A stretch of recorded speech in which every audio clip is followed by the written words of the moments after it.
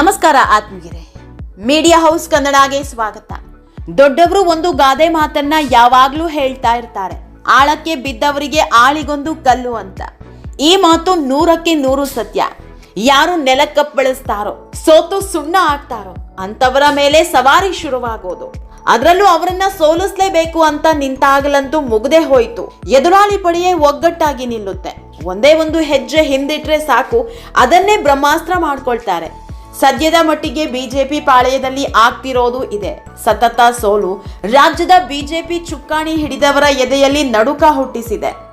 ಎಲ್ಲಿ ಸ್ಥಾನ ಹೋಗುತ್ತೋ, ಯಾವ ಕ್ಷಣದಲ್ಲಿ ಏನಾಗುತ್ತೋ ಅನ್ನೋ ಆತಂಕ ಹುಟ್ಟಿಸಿದೆ. ಇದರ ಬೆನ್ನಲ್ಲೇ ಈಗ ವಿರೋಧಿ ಬಣ ಕೂಡ ಮತ್ತೆ ಆಕ್ಟಿವ್ ಆದಂತೆ ಕಾಣ್ತಾ ಇದೆ. ಇಷ್ಟೆಲ್ಲ ಹೇಳ್ತಾ ಇದ್ದಂತೆ ಇದು ಯಾರ ಬಗ್ಗೆ ಅನ್ನೋದು ನಿಮಗೆಲ್ಲ ಗೊತ್ತಾಗೇ ಇರುತ್ತೆ. ರಾಜ್ಯ ಬಿಜೆಪಿಯಲ್ಲಿ ಮತ್ತೊಮ್ಮೆ ಅಸಮಾಧಾನದ ಸ್ಫೋಟ ಏಳುವ ಮುನ್ಸೂಚನೆ ಸಿಗ್ತಾ ಇದೆ. ಬಿಜೆಪಿಯ ರಾಜ್ಯ ನಾಯಕರ ಪಟ್ಟದಲ್ಲಿ ಕೂತಿರೋ ವಿಜಯೇಂದ್ರ ಹಾಗೂ ಅಶೋಕ್ಗೆ ಈ ಬಾರಿ ತಲೆದಂಡ ಆಗುತ್ತಾ ಅನ್ನೋ ಚರ್ಚೆ ಹುಟ್ಕೊಂಡಿದೆ. ಇದೇ ಹೊತ್ತಲ್ಲೇ ವಿಜಯೇಂದ್ರ ಅವರ ವಿರೋಧಿ ಬಣ ಕೂಡ ಮತ್ತೆ ಆಕ್ಟಿವ್ ಆಗಿದೆ.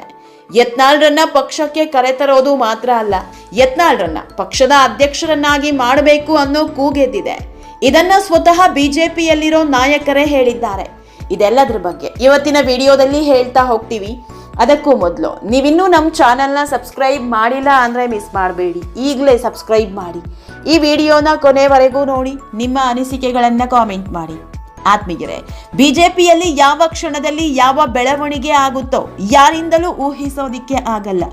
ದಿಲ್ಲಿ ನಾಯಕರು ತೆಗೆದುಕೊಂಡ ನಿರ್ಧಾರವನ್ನ ಯಾರೂ ಪ್ರಶ್ನೆ ಮಾಡುವಂತೆಯೂ ಇಲ್ಲ. ಇದು ಬಿಜೆಪಿಯಲ್ಲಿರೋ ರೂಲ್ಸ್. ಇಷ್ಟು ವರ್ಷದಿಂದ ಹಿಡಿದು ಈಗಲೂ ನಡೆದುಕೊಂಡು ಬರ್ತಿರೋ ಅಲಿಖಿತ ನಿಯಮ. ರಾಜ್ಯದ ಬಿಜೆಪಿಯನ್ನ ಮುಂದಿನ ಬಾರಿ ಅಧಿಕಾರಕ್ಕೆ ತರಲೇಬೇಕು ಅಂತ ದಿಲ್ಲಿ ನಾಯಕರು ಕೂತಿದ್ದಾರೆ. ಹೀಗಾಗಿ ಜೆಡಿಎಸ್ ಜೊತೆ ಮೈತ್ರಿ ಮಾಡಿಕೊಂಡು ನಾನಾ ರಣತಂತ್ರ ರೂಪಿಸ್ತಿದ್ದಾರೆ. ಆದರೆ ರಾಜ್ಯ ಬಿಜೆಪಿಯಲ್ಲಿ ಹೇಳ್ಕೊಳ್ಳುವಂತ ಡೆವಲಪ್ಮೆಂಟ್ ಆಗ್ತಾ ಇಲ್ಲ.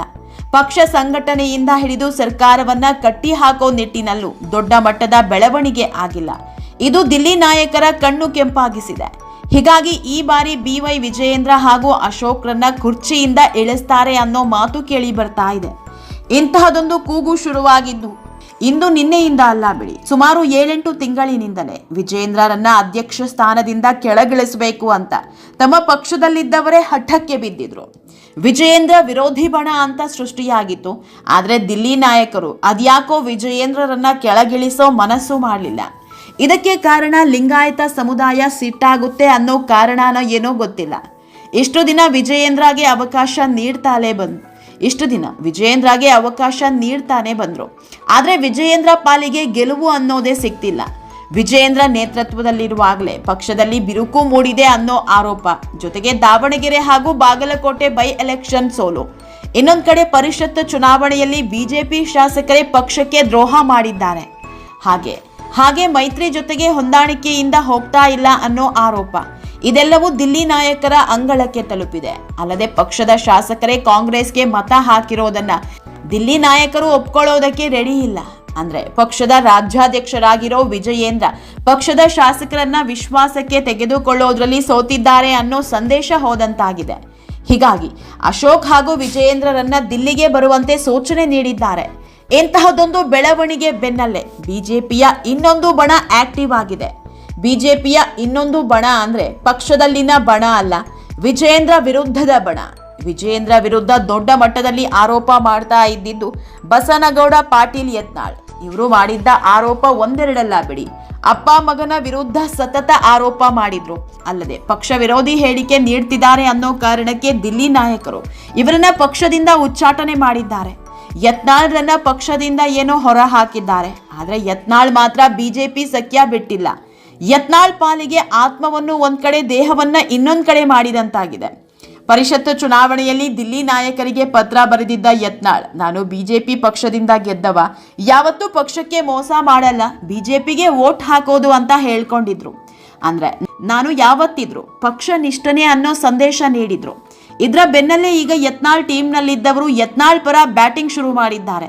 ಒಂದ್ ಕಡೆ ಅಶೋಕ್ ಹಾಗೂ ವಿಜಯೇಂದ್ರರನ್ನ ದಿಲ್ಲಿಗೆ ಕರೆಸ್ಕೊಂಡಿದ್ದಾರೆ.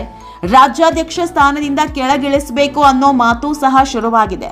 ಇದೇ ಟೈಮ್ನಲ್ಲಿ ಯತ್ನಾಳ್ ಪರ ರೆಬೆಲ್ ಟೀಮ್ನಲ್ಲಿ ಗುರುತಿಸಿಕೊಂಡಿರೋ ಕುಮಾರ್ ಬಂಗಾರಪ್ಪ ಬ್ಯಾಟಿಂಗ್ ಮಾಡಿದ್ದಾರೆ. ರಾಜ್ಯ ಬಿಜೆಪಿಯಲ್ಲಿ ಆಮೂಲಾಗ್ರ ಬದಲಾವಣೆ ಮಾಡಬೇಕಿದೆ. ಹಾಲಿ ವಿಪಕ್ಷ ಸ್ಥಾನಗಳು ರಾಜ್ಯಾಧ್ಯಕ್ಷ ಸ್ಥಾನ ಪದಾಧಿಕಾರಿಗಳನ್ನ ಮುಂದುವರಿಸುವ ವಿಚಾರದಲ್ಲಿ ಮರು ಅವಲೋಕನ ಮಾಡಬೇಕಿದೆ. ಬೇರೆ ರಾಜ್ಯಗಳ ಬಿಜೆಪಿ ಘಟಕಗಳಲ್ಲಿ ಬದಲಾವಣೆ ಮಾಡಿದಂತೆ ರಾಜ್ಯ ಬಿಜೆಪಿಯಲ್ಲೂ ಮಾಡಬೇಕಿದೆ. ಅಲ್ಲದೆ ಯತ್ನಾಳ್ರನ್ನ ಮತ್ತೆ ಪಕ್ಷಕ್ಕೆ ಸೇರಿಸಿಕೊಂಡು ರಾಜ್ಯಾಧ್ಯಕ್ಷ ಪಟ್ಟ ಕಟ್ಟೋ ಕೆಲಸ ಮಾಡಬೇಕು ಅಂತ ಕೂಗೆತ್ತಿದ್ದಾರೆ. ಈ ಕೂಗು ಶುರುವಾಗಿರೋದು ಇಂದು ನಿನ್ನೆಯ ಕಥೆಯಲ್ಲ. ವರ್ಷದಿಂದಲೇ ಯತ್ನಾಳ್ಗೆ ಪಟ್ಟ ಕಟ್ಟಿ ಅಂತ ಬಿಜೆಪಿಯಲ್ಲಿನ ಹಲವು ಶಾಸಕರು ಸಿಡಿದೆದ್ದಿದ್ರು. ದಿಲ್ಲಿಗೂ ಹೋಗಿ ಬಂದಿದ್ರು. ಆದ್ರೆ ಅದ್ಯಾಕೋ ದಿಲ್ಲಿ ನಾಯಕರು ಮನಸ್ಸು ಮಾಡಿರಲಿಲ್ಲ. ಈ ಬಾರಿ ಅದೇನಾಗುತ್ತೋ ಕಾದ್ ನೋಡಬೇಕು. ಆತ್ಮೀಯರೇ, ಈ ವಿಡಿಯೋ ನಿಮಗೆ ಇಷ್ಟವಾದಲ್ಲಿ ಲೈಕ್ ಮಾಡಿ, ಶೇರ್ ಮಾಡಿ, ಕಾಮೆಂಟ್ ಮಾಡಿ. ಇನ್ನೂ ನಮ್ಮ ಚಾನೆಲ್ನ ಸಬ್ಸ್ಕ್ರೈಬ್ ಮಾಡಿಲ್ಲ ಅಂದ್ರೆ ಮಿಸ್ ಮಾಡಬೇಡಿ, ಈಗಲೇ ಸಬ್ಸ್ಕ್ರೈಬ್ ಮಾಡಿ.